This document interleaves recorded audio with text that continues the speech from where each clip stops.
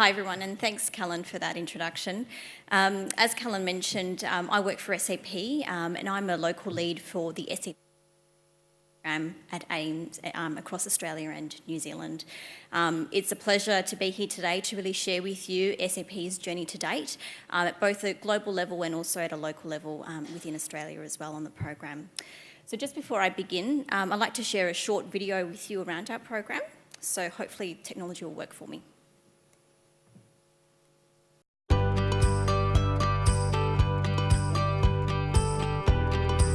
According to the United Nations, 80% of the people from the autism spectrum are unemployed. SAP want to change this. We have a clear focus on diversity and inclusion at SAP because we know that it drives innovation. It helps us to grow our employee engagement, and it truly supports us to understand our customers, make the world run better, and improve people's lives. The SAP Autism at Work program has really touched a lot of lives. Managers that knew nothing about autism are telling us that they have become better managers as a result of being part of the program. The Autism colleagues provide us a very important analytical mindset that allows us to think outside of the common boundaries that we have every day. There are a lot of benefits hiring people with an autistic diagnosis into our company. One is that team spirit has improved tremendously. It has really a positive impact on SAP's culture. I truly believe that we have to think differently about how we define talent and how we source for talent. SAP's Autism at Work program has given me a level of confidence and a belief that the integration of individuals on the spectrum is possible. SAP provides employment opportunities for the educated autistic people in India. It means a lot to both me and my family. Working in SAP changed my life. I have good friends in a personal life.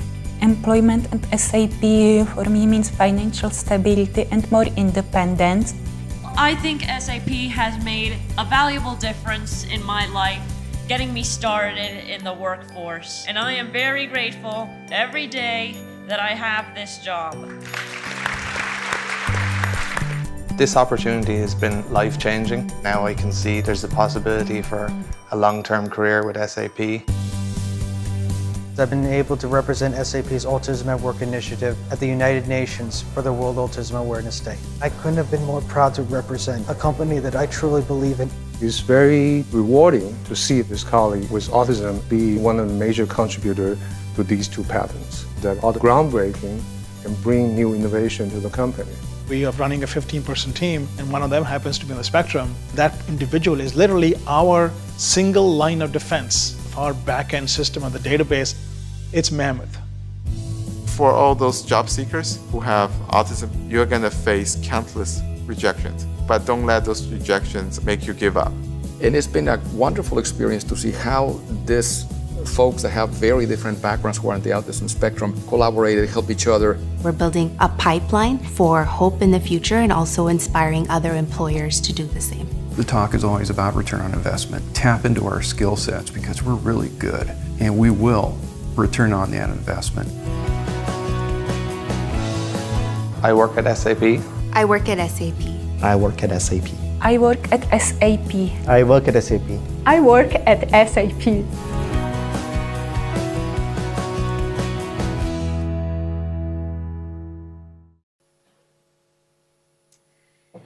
So I guess taking us back about 4 years ago, SAP's Global Autism at Work program really began back in 2013. Where really Bill McDermott, our CEO, made a global commitment that by 2020, 650 of our employees across the global workforce would be on the autistic spectrum. So I guess really why did SAP launch such an initiative? Well, there was a clear recognition that the skill sets of those on the spectrum, were clearly underutilised and really an untapped talent pool for us. And really from an organisational perspective as well, we really needed to maintain a competitive advantage, and really key to that was really our people. So as you heard from our Chief Diversity Officer, it was really important that we think differently around how we defined and really how we sourced for talent across the organisation. In terms of the initial first few years of the program, it was really around setting up pilot locations worldwide and really around establishing a global framework that could be enhanced and I guess changed where required across different market units. In more recent times, in the last 12 to 18 months, the focus is really around the sustainability of the program. I guess key to that is really ensuring that we're partnering with local partners where possible and really looking at how some of our current practices can really be, I guess, involved into our current SAP processes as we speak. And really looking ahead, I guess, to 2020 in terms of achieving our goal is really around moving from better to best practices for us. And really that means as an organisation looking at ensuring that we have the organic processes to really attract, select, retain those employees on the spectrum as well. Just wanted to share briefly, I guess, with you, the program overview at SAP globally that all of us across the globe have really implemented. Our first phase, I guess, it really splits into 4 phases for us. And the first one is really around the awareness and the readiness training that really Suzanne talked about as well. The focus on this area is really around ensuring that our business is enterprise ready and really able to, I guess, bring on board employees on the spectrum as well. So really for this really involved us facilitating a number of awareness sessions across the organisation to include all managers and employees to really attend these sessions. The second phase of the program was really around the pre-onboarding, and that really predominantly focused around our selection processes and really how we needed to slightly change those processes to accommodate for these candidates.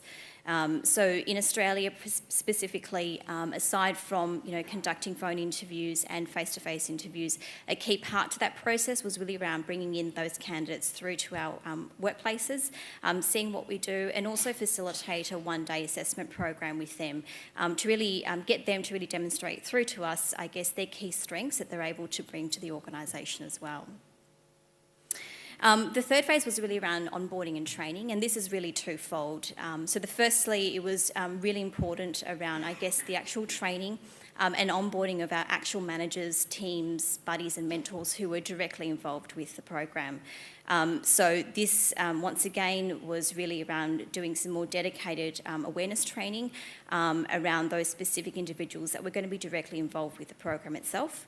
And obviously on the side of that, it was also as much as around onboarding the actual candidates that are being selected on the program as well. And then finally, in terms of the employment phase, this really focused around the employment and ongoing support that we were providing both to the business, but also to the candidates who were on the program. So in terms of the structure that's been set up across SAP, essentially every candidate who comes on board with us are really assigned obviously their manager, a buddy within their direct team, a mentor that sits outside their team, and also more importantly, we also set up with a local partner that they're able to access ongoing support should they face any challenges within the workforce, but also this is also available through to our managers and mentors who also need additional support as well during the program.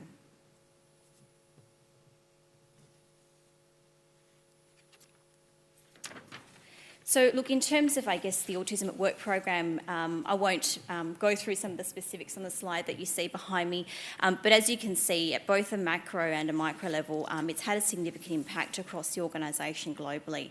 I guess one of the specific things I wanted to highlight is really that SAP's focus now at the moment is really around how we can better share, I guess, collaborate and influence other like-minded organisations to really empower change within their organisation on the journey of neurodiversity. And hence, I guess, our inaugural forum through today is really hopefully going to be the start of many for us to see in the future and hopefully be able to continually run these through in Australia as well. This just gives you a bit of a snapshot, I guess, in terms of the expansion of the program across SAP globally. We're currently now across 10 countries, 19 locations, employing around 120 employees, contractors and interns across around 22 different roles. So the model that SAP has employed is that we haven't specifically gone into certain departments to employ people on the spectrum, but really look for identifying prime opportunities where there is a business need to employ those individuals into our organisation. So I want to talk briefly just around locally from an Australia perspective. I guess obviously on a global scale, we're quite large. In Australia, we really only launched our program back in 2016, hiring 6 interns across 4 different departments. So we hired them into project management support roles, IT support, bid management and pre-sales roles. And you'll later hear today from one of our employees on the program as well, who talk about her experiences to date as well. The program in Australia, when we rolled this out, was heavily supported by our global partner specialist Turner, and this was also then facilitated and followed up with Autism Spectrum and Aspect Capable, who are now providing the ongoing support for us, for our existing candidates on the program.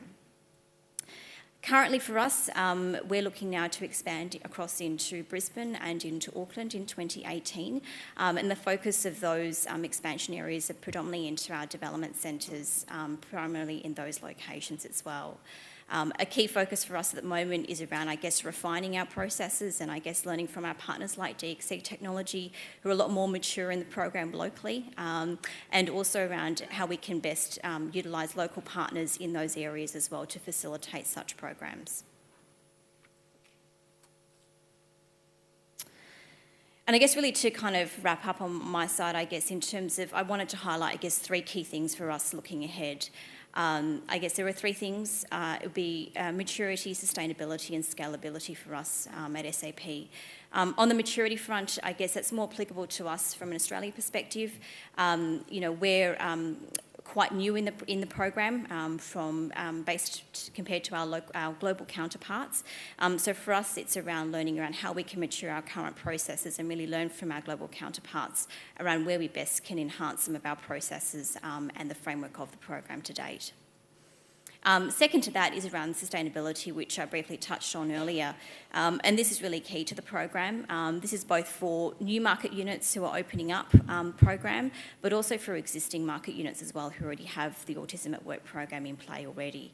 And this is really around how we can partner better with local partners as well, and also around how we can bring in some certain parts of the program in-house into the SAP existing processes and making those accommodations that Suzanne talked about earlier in her presentation as well. And closely tied to that, I guess, is the scalability of the program. Obviously in an ideal world, we'd hope that one day we won't need to have such programs like this and really be part of really the DNA of the organisation to really be part and parcel of our normal hiring processes. But I guess until that day comes around, it's critical for us that we are able to scale that program. Wanted to share with you that earlier in the year when we attended the US Summit, SAP did launch a new Enterprise Readiness Academy training program that we've developed internally. And really the purpose of that program was designed to really be delivered to potential employees of SAP or other organisations, and really around enhancing their skill sets to be enterprise ready to enter into the workforce, but also around how we can maximise, I guess, their strengths and minimise some of their stress levels when they enter through a recruitment process and also into the workforce as well. And I guess on that note, I just wanted to end off there by hopefully I've given you some insights into SAP's journey into the neurodiversity space in the workforce, and hopefully I'll be definitely taking questions and answers from you later on during the day as well. So thank you very much for having me.